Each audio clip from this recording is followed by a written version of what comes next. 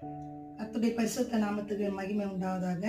தேவன் 11 மாதங்களாய் ஒவ்வொரு மாதமும் ஒவ்வொரு வாக்குத்தத்தம் கொடுத்து நம்மளை வழி நடத்தினார். இந்த 12ஆம் மாதத்துக்கான வாக்குத்தத்தையும் கொடுத்திருக்கிறார். இந்த 12ஆம் மாதம் ஏசப்பாவுடைய பிறப்பின் மாதம், கிறிஸ்துமஸ் மாதம். உங்கள் முதலாவது கிறிஸ்துமஸ் அட்வான்ஸ் வாழ்த்துக்களை உங்களுக்கு தெரிவித்துக் கொள்கிறேன். கர்த்தர் உங்களை ஆசீர்வதிப்பாராக. கிறிஸ்துமஸ் நல்வாழ்த்துக்களும் உங்களுக்கு தெரிவித்துக் கொள்கிறேன். 12ஆம் மாதத்தின் 1ஆம் தேதி வாக்குத்தத்தமானது மத்திய எழுதின சுவிசேஷம் 4ஆம் அதிகாரம் 15வது வசனம். இருளில் இருக்கும் ஜனங்கள் பெரிய வெளிச்சத்தை கண்டார்கள். மரண இருளில் திசையில் இருக்கிறவர்களுக்கு வெளிச்சம் உதித்தது என்று. இருளில் இருக்கும் ஜனங்கள் பெரிய வெளிச்சத்தை கண்டார்கள்.